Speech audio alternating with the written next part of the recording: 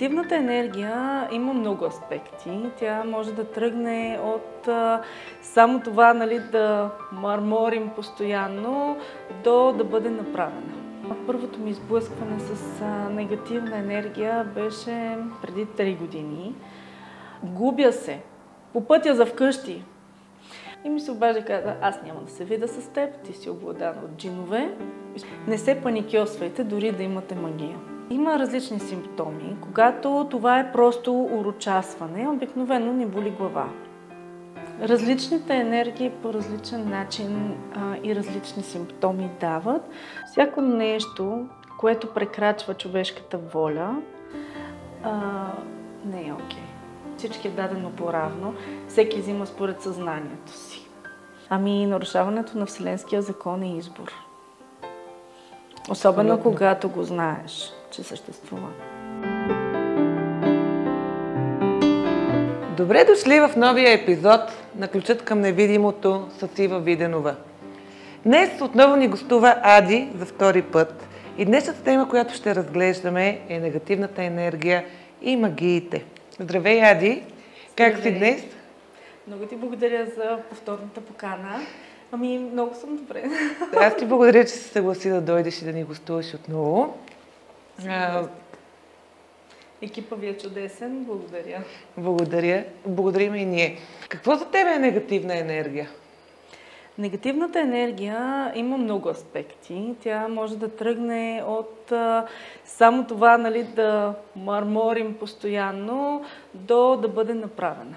Аз реших да те поканя на тази тема, защото ние като говорихме с теб, когато първия път ми гостува, започнахме да говорим на тази тема и отново се оказа, че имаме много сходни виждания и мисления за негативната енергия и също, че практикуваме много сходни ритуали, както ти се занимаваш с восъколеене, аз също. Негативната енергия, знаеш ли, напоследък стана много актуална тази тема. Все повече и повече хора търсят варианти негативната енергия да им бъде изчистена. Моето виждане по въпроса е, че за да можеш да изчистиш негативната си енергия, да, ти можеш да отидеш на един терапевт, който е енергиен терапевт, на един професионалист, който използва различни практики, дали това ще е восък, дали това ще са рейки, дали ще е нещо друго. Но то ще ти бъде махнато за определен период от време, поне през моя личен казус мога да го кажа това нещо. Аз съм на същото мнение. И за мен това е най-важното и когато аз имам курсисти, които идват при мен, аз не им махам негативната енергия, както е общо прието, ами ги уча как да си я махнат. Да. И за мен това е най-добрият метод.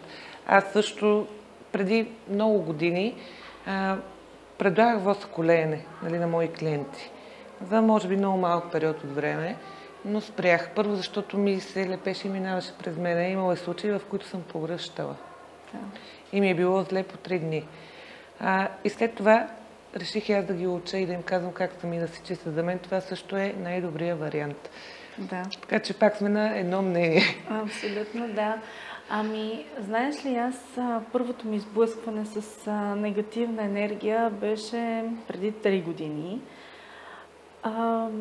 Симптомите бяха на физическо ниво, запушване на нос, едни аритмии, които се появяваха в гърдите ми. Тогава ходих на много специалисти.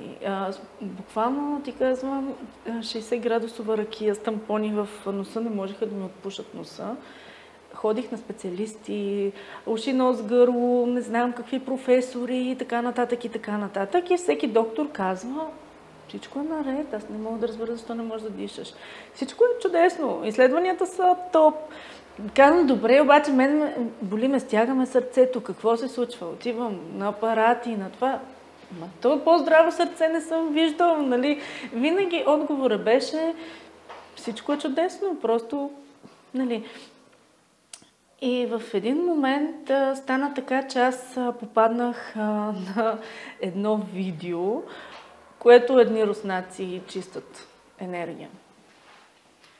И изглеждайки това видео, на мен ми се отпуши носа. Беше много странно. И казвам, леле, значи аз съм имала някакъв негатив. До този момент въобще не съм мислила, че да, знаела съм ги нещата на теория, чувала съм ги по курсове и така нататък. Било ми е интересно да го слушам това, но винаги някакси не съм му отдавала значение.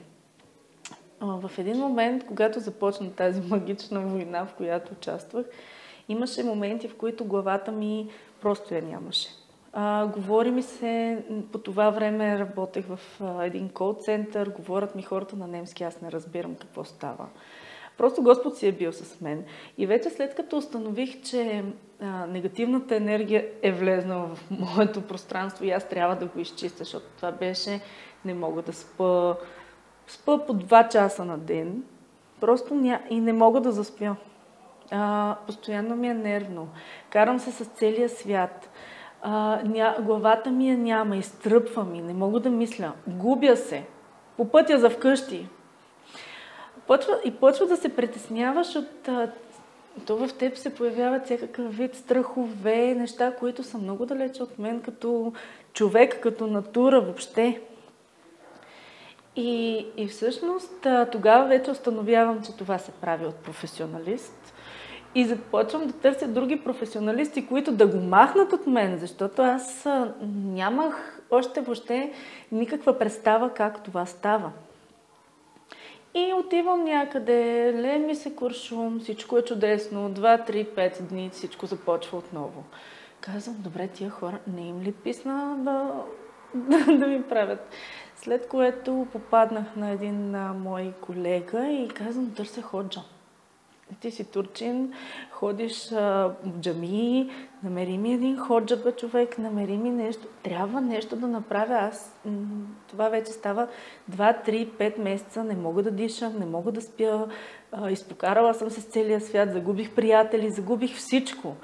Буквално финансите се приключват, всичко е сринато до дъно. И така, добре, аз ще отида в джамията, ще говоря с моя ходжа и ще ти кажа. И ми се обажда.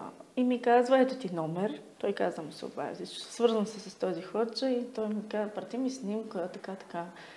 И ми се обажда и каза, аз няма да се видя с теб, ти си обладан от джинове. Изпраща ми някаква молитва, която аз да слушам. И започвам да я слушам денонощно тази молитва. Буквално се разхождам с една малка слушалчица в ухото, навсякъде.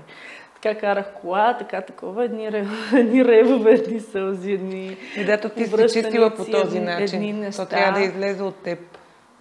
Беше... Какви са симптомите, че човек има магия или негативна енергия? Не говоря за твоите, за това, което на тебе ти се случило. По принцип, как един човек може да разбере, че има негативна енергия или прикрепена същност, нали? Прикрепена същност е демоните или джиновите, както ти ги наричаш, или просто някакво негативно влияние. Какви са симптомите? Ами, знаеш ли, аз всъщност, когато започвах моята академия, първия курс, който направих, беше точно за негативната енергия. Дойде ми много спонтанно, когато всъщност ходих в Бали на духовно пътуване. Там се срещнах с много известни гурта и беше много интересно пътуване за мен. И тогава влезнахме в една медитация, която беше на брега на океана и аз казвам, кой ще ми бъде първия курс, просто аз искам да получа отговор. След което се оказа по това време в социалните мрежи започва клипчето, което е за изчистване, което аз съм дала, буквално да ескалира. Интерес голям. Да, и аз не можех да повярвам, че всъщност наистина толкова много хора към днешна дата. Сега, има различни симптоми. Когато това е просто урочасване, обикновено ни боли глава. Когато има негативна енергия, която е направена върху нас, обикновено това са много скандали, появяват се проблеми, появяват се, примерно, една затънтена улица човек не може да си намери спокойствието. Да, няма изход. Няма никакъв изход. Тук също се появява, нали, вече зависи какво е правено, защото може да е правено и нещо по-лекичко, може да направи нещо по-висш пилотаж, зависи колко си е разбирал магиосника от работата. Нали, голяма част са и тенденцията към днешна дата, сменят матрицата и обикновено този начин. Тук може да добавя и аз нещо, което ще е полезно на хората. Една болка тук, като все едно имаш дупка, защото на мен ми се е случвало и наскоро дори ми се случи и аз на мъжа ми казах, имам нещо направено, нали? Аз тук си го усещам, той като все едно имаш една огромна дупка. Да. Бодежи. Да, а много хора, помежду другото, това нещо го бъркат с тревога и депресия и почват да ходят по психиатри и да се почват с хапчета. Да, точно така. Това е хубаво хората да го знаят. Може да ме последвате в другите ми социални мрежи, Instagram, Facebook и TikTok. Ако искате да бъдете част от моя подкаст и искате да разкажете вашата лична история, може да ми пишете на мейл mariva@mariva.club. Знаеш ли, има бодежи в сърцето, най-често изчезване на гласа, ако чакрата на гърлото е запушена, запушване на носа, може да се появяват миризми на човека. Да, аз съм чувала, че не че съм чувала, аз съм го изпитвала. Гробищните магии. Да, но това също са и прикачените същности, те също миришат. Да, и те също така имат миризма. Така че различните енергии по различен начин и различни симптоми дават. Като цяло човек може да си направи сметка дали това е така или не, чрез различни тестове. Има такива практики, които установяват има или няма негатив. А може ли човек сам вкъщи да си направи такъв тест и да разбере дали има? Да, може. Как? Има такива тестове. Най-лесният начин, който мога да дам, е с кибритени клечки вода. Съответно, взимате една чашка, пълните я с вода, взимате кибрит с точното и ясно намерение, че искате да разберете има или няма направен негатив. И когато вече драснеш клечката, гасиш и я пускаш, драсваш втора и виждаш дали се кръстосва или не. Ако се кръстоса, има негатив, който е правен върху теб, и ако не, вече няма негатив, което значи, че в този случай вече трябва да се обърнете към лекар. Втория вариант, да отидете на лекар, да видите дали има нещо на физическо ниво и вече ако няма нищо на физическо ниво, да търсите духовните практики за справяне с това. Да. Според тебе има ли бяла магия? Защото има такъв термин. Аз лично съм много против всякакви енергийни вмешателства. И за мен бялата магия не е бяла магия. Нали, тя е и така наречената и любовна магия. Те също я слагат под този знаменател. Нали, под това име. Всяко нещо, което прекрачва човешката воля, не е окей. Тоест, когато вие правите нещо на един определен човек, който не го иска, е прекрачване на определената воля, прекрачване на волята на човека, което значи, че в този случай автоматично влизаме в черния сектор, тъй като нарушавате вселенските закони. Всяко нещо, което се прави като ритуал или като амулет, или пък ако си правиш ритуал сам на себе си, чрез твоята свободна воля. Тоест, аз казвам, аз искам да привлеча любов в живота си, но не казвам, искам Пенчо, Иванчо или Драганчо, казвам, искам да дойде най-добрата половинка за мен в живота ми, тогава това вече е бяла магия за мен. За мен също. Това важи и за, също ритуалите за пречистване, както ти се занимаваш с прана, аз също. Да. И предполагам, знаеш, че дори да искаш да помогнеш на човека, трябва да го попиташ. Трябва да има. Не може... Всичко е свързано. Не можеш да... Ако не искаш... Тоест, какво казват по-мъдрите хора, нали? На всички е дадено по-равно. Всеки взима според съзнанието си. И това, което всъщност е важно, че човек трябва да ти поиска помощта, за да я дадеш. Иначе пътя към ада е осеян с добри намерения. Да, много добре казано. Да. А какво ще кажеш за прикрепените същности? Прикрепените същности, това обикновено зависи отново по какъв начин са придобити. Дали вие просто сте имали дупка в своята аура, защото сте се свързали прекалено много с материята и сте забравили, че имате и своето духовно аз, или пък и просто през дупките на аурата тези същности се свързват с вас и започвате да живеете. Втори вариант за прикрепена същност е когато е направен аборт и жената не е преработила това нещо на духовно ниво. Тази същност започва да живее в нея и доста често се появява като кармичност в последствие.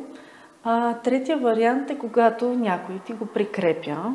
Тук вече говорим за специалист висш пилотаж, който тези същности обикновено са магии за смърт. Те всъщност тук започват много големи нещастия. Човек веднага може да разбере, че има нещо такова. Но това, което аз искам да дам като един апел на зрителите, които ни гледат, не се паникьосвайте, дори да имате магия. Тоест, приемането, да, има го, да, окей, няма проблем, аз ще се справя с това, е вече първа стъпка на изчистването. Аз съм на същото мнение, защото мен не ме е страх и съм на мнение, че дори и да ми се направи, много бързо не може да се задържи. Поне аз така се усещам за мен нещата. Но съм се сблъскала и аз самата с непрекачена същност, а по-скоро с тъмно влияние. Да. Тъжно е, че все още има колеги, които използват силите и талантите си в такъв аспект. За мен това са хора, които те всъщност са забравили защо им е дадено. И вместо да помагат, вече са мислили, че са Бог. Да. А нека да обсъдим последствията за тези хора.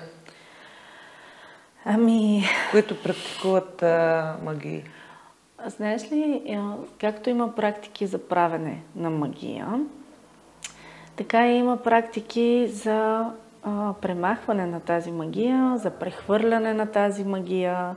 Тоест, те си правят енергийни защити и смятат, че този човек всичко е чудесно и недосегаемо и може да си го правим колкото си искат. Но голяма част от тези хора умират обикновено от рак.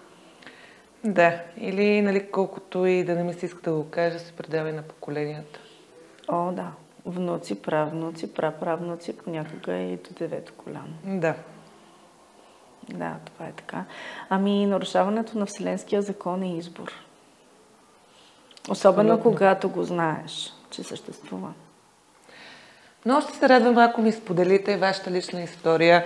Имали ли сте магия, как сте я развалили, какво се е случило и какво сте усетили? Може да го напишете в коментар. Аз като се върнах от Германия, края на 2021 година и се прибрах в бащината ми къща. Там не беше живяно, имаше и много струпване на мебели, на стари мебели, нали, поразчистих си, направих си го. То си ставаше за живеене, просто беше хаос малко. И не след дълго, може би точния месец не си го спомням, януари, февруари, имам и котка, нали, нея си я прибрах от Германия, черна котка. Една вечер си лягам и виждам и усещам. Виждам една много черна дълга сянка над леглото ми, като тънка и дълга. И ме взе страх.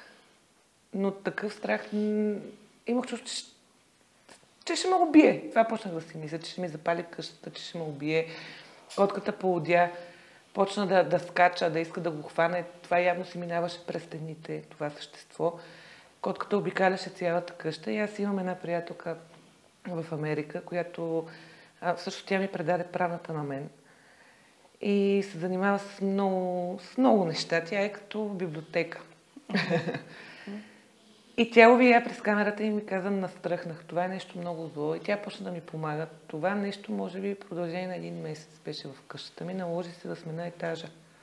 На долния етаж го нямаше. Само на този, на който живеех. И в един момент изчезна. Но такъв страх, то се появяваше вечер и ти го усещаш, че е при тебе. Ами, да, когато се занимаваме с негативна енергия, то заема обикновено формата, която ще създаде най-голям страх. Тоест, тези същности... Всъщност, теорията на голяма част от духовните практики е, че злото не съществува, негативна енергия няма, енергията е всичко и така нататък. Но когато започнеш да ги осъзнаваш тези неща, да ги усещаш върху себе си, осъзнаваш, че всъщност сигурно е така, че няма и че такова, но това, което го усещаш, за нас си е първичното, нали? Тоест, тук, когато говорим за негативна енергия, когато искаме да изчистваме негативната енергия, да, трябва първо да започнем да се борим с страховете си. Ако ти казваш, да, моя пастир е Бог, аз имам само един, нали, както го наричаш. Някой го казва Бог, някой го казва там с неговото си име, през неговата си религия, то няма никакво значение всъщност, така или иначе за мен лично това всичко е едно. Тогава вече всъщност ти си направил първата крачка към изчистването. Да, но според теб какво може да предизвика появата на едно такова същество? Ниска вибрация. Ти си каза, то е било хаос. То си беше в къщата. Ти казваш, то е било хаос. Ами ти, всъщност, къщата също има своята енергия. Да. Къщата също има своята вибрация. Фън Шуй се занимава с това много точно и сега това си мисля, между другото. Че всъщност самата къща също има своята енергия. Там също върви и ши енергията, и ша енергията, и чи енергията. И съответно ти трябва да знаеш, когато има прекалено много струпване на мебели, стари неща, те приемат вибрацията от хората, които са живяли преди това. И привличат такива същества. И привличат подобното привлича. Подобно пак отиваме на вселенските закони. Нали, аз това сега, което ще го питам, го знам в принцип, но ми се иска и хората да го чуят. Тези същества могат ли да навредят? Всъщност, истината е, че те трудно ще ти навредят, ако ти ги допуснеш, те ще ти вредят. Те се хранят с страх. Те се хранят с твоя страх. Да. И затова, когато казваш, мен не ме е страх, всъщност, срещали сте такива хора, които казват, аз не вярвам в такива неща. То тях не ги лови. Да. Да. И аз това го казвам. Точно така. Но един съвет към хората, които ни гледат, когато се сблъскат с такова нещо, с каквото съм се сблъсквала и аз, му изпращайте любов. И то се окротява. И то се окротява. Да. Затова казват, няма негатив и всичко е едно. Да. Всъщност, ние го пречупваме през нашите страхове. И това, което е страх, обикновено е мозъка, разума. Много ще радвам да чуя и други такива истории от зрителите. Дали ви се е случвало, сблъсквали сте с такива същества. Може да го напишете в коментар. Също така, ако искате да разкажете вашата лична история и да дойдете в моя подкаст, може да ми пишете на мейл mariva@mariva.club. Как един човек може да се предпази от тези неща? Нали, не само от магиите и негативните влияния, а и от тези същества демонични, които може да ти посетят къщата, примерно. Когато човек живее на висока вибрация, той такива неща не могат да го уловят, тъй като те не могат да съществуват там, където вибрацията е прекалено голяма. Когато живееш през сърцето си, през любовта, когато не позволяваш твоята лична енергия да пада, ти не можеш да бъдеш обект на негатив или дори да си, то се самоизчиства, тъй като организма има механизъм за самоизчистване на негативна енергия. А когато има скандал, примерно между двама души, мъж и жена, в къщата, това може ли да даде достъп на такова същество също? Сваля ли енергията? Скандалите свалят енергията. Тогава обикновено, когато има прекалено много скандали в една къща, вече говорим за негативна енергия в къщата. Тогава препоръчвам хората да направят едно пречистване, да направят един чек на абсолютно всичко и да видят мебели, вещи, които са струшени, счупени, да бъдат изхвърлени. Неща, които не носите с години, да не ви седат в гардероба. Дарете ги по-добре и направете нещо добро. Тогава се включва сърцето. Да. Нали, абсолютно всичко, да няма много остри предмети, не оставяйте ножове отгоре върху баровете и върху шкафовете си, защото то също само по себе си носи енергия, която обикновено създава напрежение между хората. Позитивното, сега тук вече влизаме в една тема за фъншуй и може да си говорим някой друг път, нали? Но всъщност мястото, на което живеем, също има енергия и когато то е изчистено, цари хармония. Когато има скандали, разбира се, това сваля твоята лична вибрация и е предпоставка за всичко останало. Да, но има места, които не могат да се изчистят. Просто са си такива. Кои, например? Ами аз мога да дам лични примери. В моя град има една улица, сега няма да казвам точно коя е, за да не паникьозвам хората, които живеят там, но там едно време е било гробище на войници, нали, от войната са ги погребвали. И там всяка къща има някакъв проблем. Кой е болен, кой умира, кой остава без крак, без ръка, кой е с депресия, от до. И това е един участък от примерно 500 метра. И всяка една къща има такова нещо. Добре. А тези къщи опитвали ли се да сложат ред и хармония в дома си? Това няма как да ти го кажа, защото така, значи, не познавам. Говориме точно за това, когато човек не е осъзнат, не търси вариант да се изчисти, го приема като карма и като съдба и се съгласява да го живее. Освен това, за да си душа, която се е съгласила да живее на такова място, значи имаш своята кармичност, през която трябва да преминеш. И си го избрал предварително. В един предишен епизод с теб си го говорихме това, че човек си избира какво всъщност да живее много преди да се роди. Да, както майката избира си бащата, избира си всичко.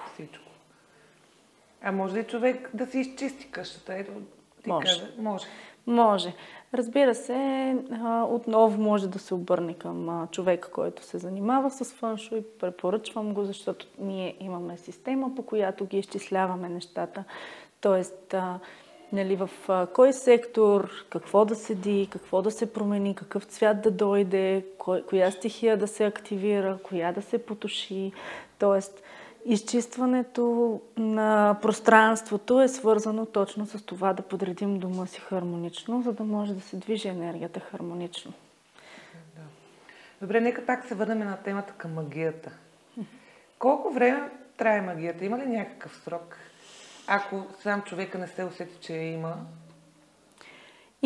Значи магията така или иначе отслабва с времето, ако не бъде възстановявана или ако не се сложи програма за самовъзстановяване, което е доста актуално към днешна дата. Така че зависи от магията, бих казала аз. Има магии, които просто им минава действието. Има магии, които са зададени за точно определено нещо и в момента, в който те си го изпълнят, сами се самоунищожават. Тоест, то се дава и се казва, нали, магиосницата нарича и казва до изпълнение на задачата. След това да се освободи. Аз имам много мои клиентки, които ми пишат или ми казват, Ива, намерих си това, справяш ми снимки с някакви възли, с предметчета, примерно. Само по този начин и според тебе може да се направи магия. Като ти се подхвърли. Не, нали? Това е абсолютно най-ниското ниво на магиосница, която използва такъв тип предмети. Магията може да се направи по много начини. Съществуват хиляди варианти магия. Нали, тук има арабска магия, турска магия, циганска магия, гробишна магия. Може да бъде с същности магия, може да бъде за любов, може да бъде с остри предмети, може да бъде с негърска пот, може да бъде с жертвоприношение. Тоест има хиляди варианти. С кукличка, с восък, с восък предмети. Също? Да. Виж, научавам нещо много ясно. Восъчни куклички много са актуални. Кукличка може, но аз мислех, че с восък само се чистиш. Не. Всяко нещо, което използваме ние за изчистване, може... Знаеш ли, един нож какво може да направи? Може да отреже хляб, може да убие човек. Да. Така и с предметите, които използвам. Тоест, хората, които чистят, използват абсолютно същите предмети, с които обикновено е направено, което е най-големия парадокс. И затова се смята, че няма негативна енергия. Да. Всичко е в намерението. Преди малко спомена, че си ходила да ти чистат магия или негативна енергия и се чувствала много добре 4-5 дни и след това пак наново. Почва да се случват още неща. Аз също, когато се чистя с восък и усещам натрупан негатив, около месец-два се чувствам много добре. Особено първите дни след восъка ми е супер, почва да ми върви, почва всичко. Но ако искам да е така, трябва постоянно да го повтарям. Да, това е така. Тоест, сега, когато говорим за негативна енергия, поне това, което аз правя в моята академия, аз не чиста хората, доста хора идват и казват, хайде сега тук изчистиме и така. И сега моя апел към хората, хора, не чакайте някой да дойде да ви изчисти. Няма как да стане, аз да си измия зъбите, твоите зъби да са чисти. Просто не може да се случи. Това са кармични уроци, през които минаваме. Все повече хората се опитват да го докажат и има все повече и повече експерименти на тази тема и се твърди, поне в езотериката така се твърди, че за да може, че когато се докосваш до нещо такова и на теб ти се прави в този живот, някога някъде през предишни животи ти си го правил. И тук изплащаш карма. Така че, когато говорим за кармични уроци, вие трябва да го преминавате сами, осъзнато, да го приемате, да сменяте програмата, сменяте квантовата реалност, в която се намирате и казвате от другия път, в другата квантова реалност такова нещо вече не съществува. И тук вече идва твоята осъзнатост да поддържаш вибрацията си постоянно висока. В момента, в който ти свалиш вибрацията, отиваш отново в онези в тези нива, в които можеш да бъдеш отново обект на това. Какъв съвет би дала на хората? Как да се предпазват, как да разберат, това вече го обсъдихме за симптомите, но какво би ги посъветвала? По-скоро какво би ги посъветвала да правят, за да не са обект на такива влияния? Да живеят през сърцето си, да не живеят в негативност, да не гледат в чуждите паници, да гледат собствения си... да гледат себе си и собствения си живот. Тоест, когато живееш в една хармония с себе си и с вътрешния ти свят, такива негативни хора обикновено сами си тръгват. Негативни енергии също се изнасят. Те вече нямат място в твоята енергетика и в твоя живот. Така че моя апел към хората е просто грижете се за своята собствена духовна хигиена. Както си взимате душ всеки ден, по този начин се грижете и за това да държите енергетиката си чиста. И тогава живота просто се променя. Всичко се променя. Ади, много ти благодаря, че отново беше гост в нашето студио. И имам едно малко подаръче за теб. Това е сърчице. Благодаря, много мило. Аз съм направила от пчелен восък. Много е красиво. За да ти защитава сърдечната чакра. Да благодаря. Благодаря, много красиво. Всеки път ми подаряваш някакви красиви подаръчета. И аз благодаря за гостоприемството, за прекрасния ви екип. И ще се радвам отново да се видим. Сигурно ще се видим. Благодаря ти и до скоро. Не забравяйте да се абонирате и за другите ми социални мрежи, Instagram, TikTok и Facebook.